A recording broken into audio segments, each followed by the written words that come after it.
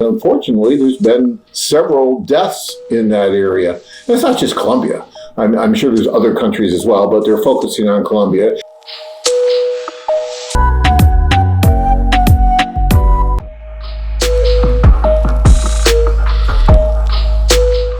I'm sure many of you may have seen in the news about some of the issues that people that have been using the dating apps and the Tinders of the world, those kind of sites, have been running into in Colombia. And unfortunately, there's been several deaths in that area. And it's not just Colombia. I'm sure there's other countries as well, but they're focusing on Colombia. And, as always, the media is a little bit slow to the party because we've been talking about this now for quite some time. A year and a half ago or so, there was a gentleman that very same thing happened, where he went over, used an app, and was lured somewhere and then drugged, and then unfortunately it's too much of the drug and died. And the sad thing about these apps is that no one really knows who that person is. Anyone can join these apps. It's not difficult to do. There's not a screening process. There's not personnel there to help you with the introduction or anything like that. It's a do-it-yourself process, right? You go over, you put in the information. Oh, this woman seems to be, very interested in me. I'm going to go meet her. And a lot of this is being fueled by the recent movement of what's called passport bros. I'm sure many of you are familiar with that as well. So we're getting more and more people that are traveling over using more of the do-it-yourself because, well, I'll just go over and I'll meet these people and no problem, easy peasy. Well, it's really not that easy, and you really do need to be careful about it because, yes, it's wonderful that with this new movement of passport bros, you discovered that there's a whole new world out there and that it is possible to meet women from other cultures in other countries and all that.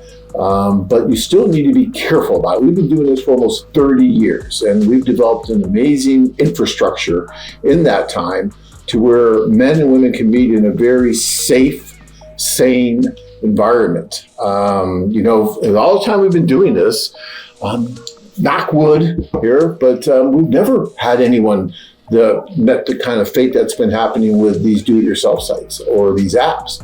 And one of the reasons for that is that when the women join our service, they are going through a process with our offices. They are interfacing with our staff, meeting our staff. Our staff is getting to know them. We're getting government IDs. We are talking with them. We are interviewing them. We are building relationships with them. We are building relationships with them before you have the opportunity to build a relationship with them.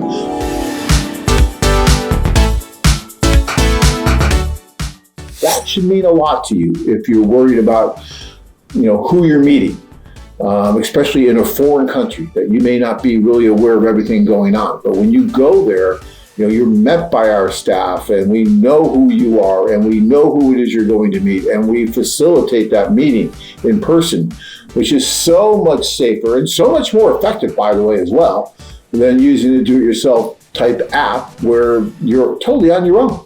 In a foreign country where you don't know anyone and you don't know really who it is on the other end of that app that you might be talking with. You see a photo and you think it's that person, but how do you know it's that person? I mean, is there any kind of screening process that they have to really go through to really prove that they're that person? No, you don't have to upload ID. Some profiles, you can have like check mark, it says profile verified, but all it is, you just sending them your selfie of your face. But if it's a scam account, it's just, again, there's real participate in the scam. It's all you need to take a selfie of yourself. That's all verification process. Again, there is no passport there that they require, nothing else. Just a photo and a selfie that looks relatively like a photo. Yeah, and so, guys, you go over, you think, even if you've had maybe some kind of a correspondence or something going back and forth with this person, quote unquote, when you go to meet, you really don't know who it is you're meeting. It could be anyone, or this person could be involved with a criminal syndicate that's working to lure people like you to a country and then take advantage of you. Best case scenario is that they just rob you. Worst case scenario is that they kill you.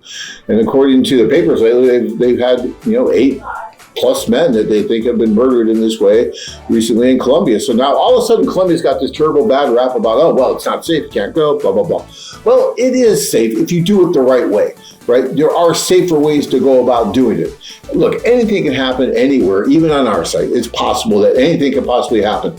But the probabilities of something happening to you in this vein on our site are so much lower than on a do-it-yourself app, given all of the reasons I just stated.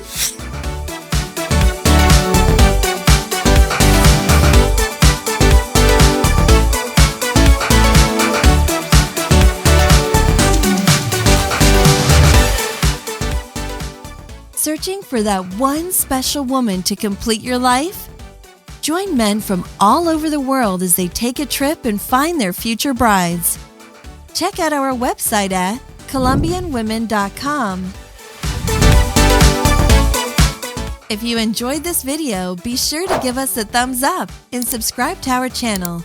Then click on the notice bell to get notified every time we add something new.